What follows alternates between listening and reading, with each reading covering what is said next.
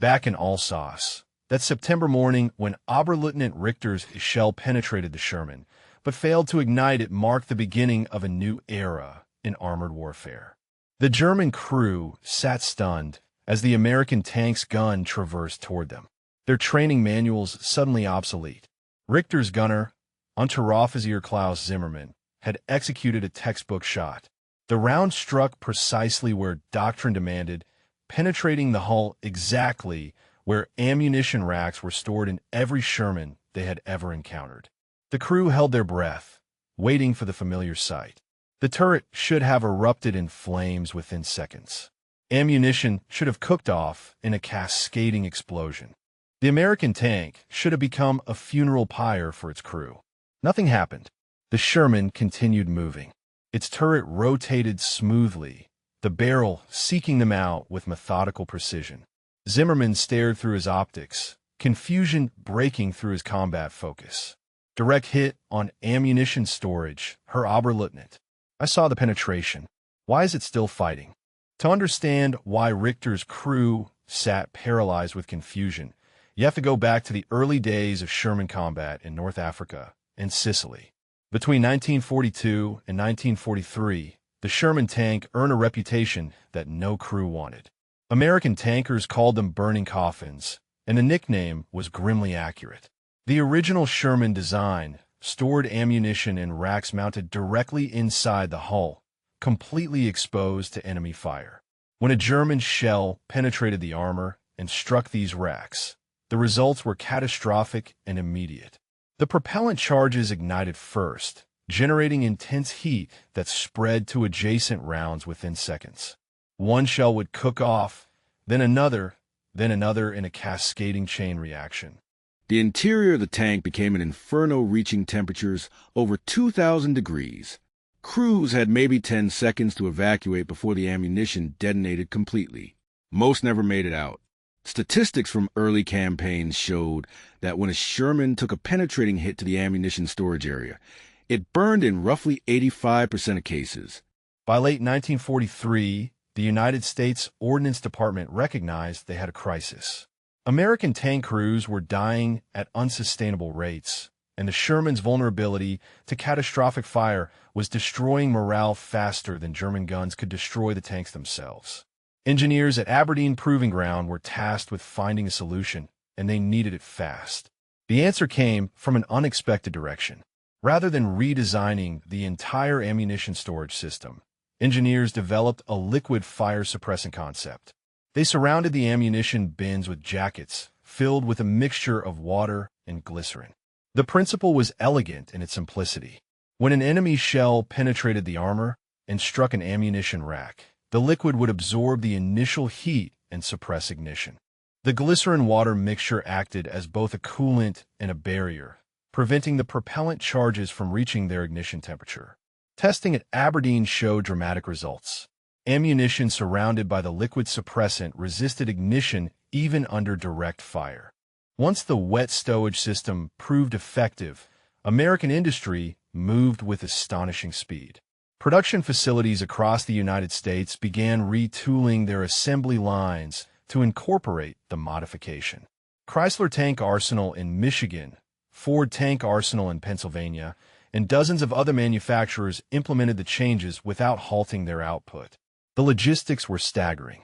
Each tank required precise installation of the liquid-filled jackets around ammunition bins, careful sealing to prevent leaks, and testing to ensure the system functioned properly under combat conditions. By summer of 1944, nearly every new Sherman rolling off American production lines carried the wet stowage modification.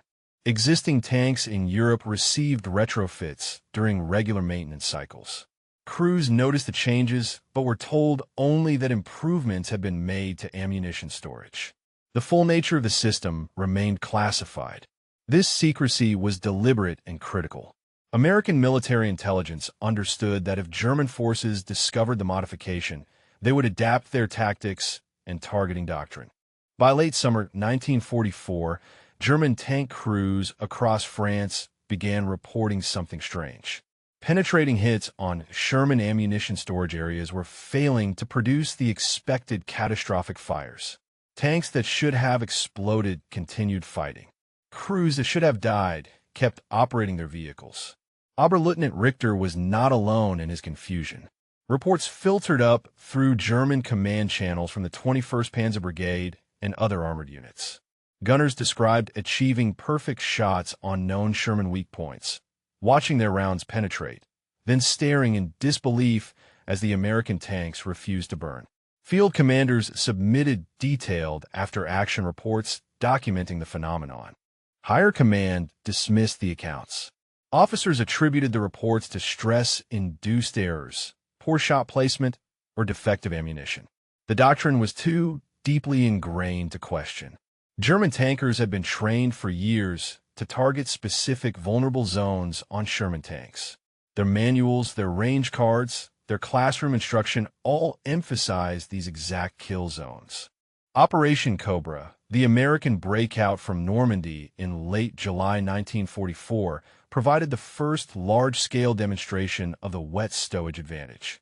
As American armored divisions pushed through German lines, the battlefield became littered with knocked-out Shermans. German commanders counted these disabled tanks and calculated their victory using standard formulas. Penetrating hits on ammunition storage meant permanent kills. Tanks that burned were total losses. But American maintenance battalions told a different story. Recovery crews moved across the battlefields, evaluating damaged Shermans. They found tank after tank with penetration damage to ammunition areas, but no fire damage. The hulls were intact. The interiors were scorched, but not destroyed. The crews had survived. Statistics from the operation were remarkable. Maintenance units recovered roughly 75% of knocked-out Shermans. Tanks that German intelligence counted as destroyed returned to combat within days, sometimes within hours after quick battlefield repairs.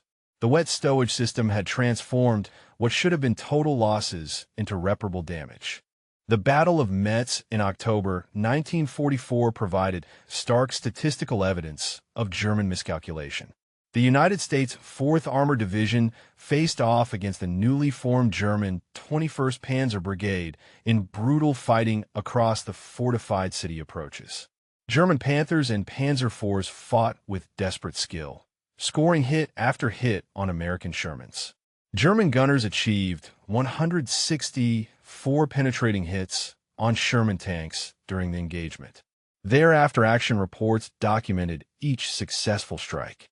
According to doctrine, according to years of combat experience, according to everything German intelligence understood about Sherman vulnerability, all 164 of those tanks should have been destroyed.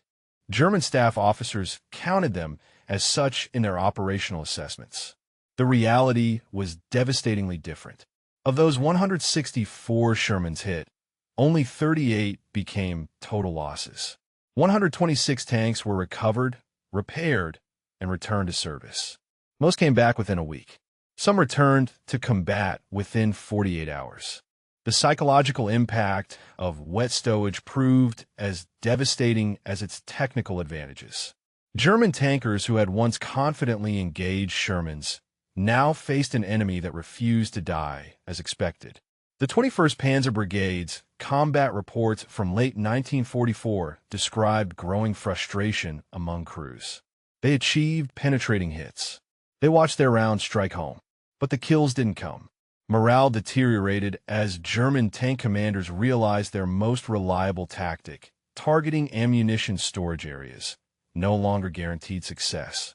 Crews began questioning their training, their equipment, their intelligence. If the doctrine was wrong about Sherman vulnerabilities, what else was wrong? Uncertainty crept into every engagement. Meanwhile, American crews gained aggressive confidence. Sherman commanders knew their tanks could survive hits that once meant certain death. They pressed attacks more boldly, closing to ranges where their guns became more effective. The 4th Armored Division's after-action reports noted increased willingness to engage German armor at closer distances, capitalizing on superior numbers and now improved survivability. What makes the wet stowage story truly remarkable is that German intelligence never discovered it. Not during the war, not in the immediate aftermath, not even in the detailed technical assessments conducted after Germany's surrender. German forces captured wet stowage-equipped Shermans throughout 1944 and 1945. Technical intelligence teams examined them. Some units even operated capture American tanks for brief periods. Yet the modification escaped detection. The liquid-filled jackets surrounding the ammunition bins were subtle, hidden within the tank's interior structure. German examiners looking at captured Shermans saw ammunition storage that appeared similar to earlier models. They noted no dramatic redesign, no obvious changes to armor layout or ammunition rack positioning. The glycerin-water mixture was invisible unless someone specifically looked for it and understood its purpose. German intelligence agencies by late 1944 were fractured, underfunded, and increasingly focused on desperate wonder weapons development. They lacked the systematic analysis capability to identify subtle engineering improvements. More critically, they lacked the institutional flexibility to question established doctrine. The wet stowage advantage multiplied across every battlefield where Shermans fought through the war's final months. During the Battle of the Bulge in December 1944, American tanks absorbed multiple penetrations but kept their crews alive to continue fighting.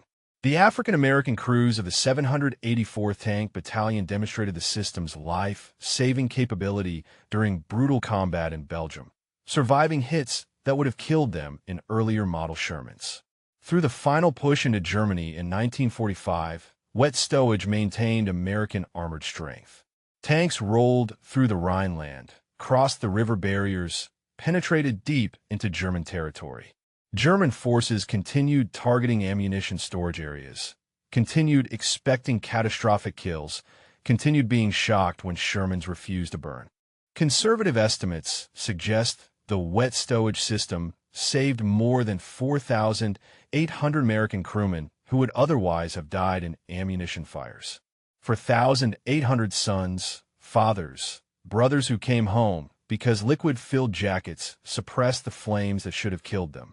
Post-war studies revealed the full scope of wet stowage impact. American military analysts compared combat data from 1942 through 1945, tracking Sherman vulnerability across the entire conflict. The statistics were staggering. Early model Shermans without wet stowage burned in roughly 85% of penetrating hits to ammunition areas. Wet stowage-equipped tanks reduced that catastrophic fire rate to just 12 to 18%. The system saved more American lives than any other single-tank improvement developed during World War II. It shortened the war itself by preserving American armored combat strength across 1,000 battlefields. Each Sherman that survived to fight another day, each crew that lived to operate their tank through multiple engagements, multiplied American offensive capability. German forces fought the entire final year of the war with outdated assumptions. Their doctrine remained frozen, their targeting priorities unchanged, their intelligence assessments blind to the modification that was systematically undermining their tactical effectiveness. Not one German after-action report mentioned fire suppressant systems. Not one technical bulletin updated Sherman vulnerability assessments.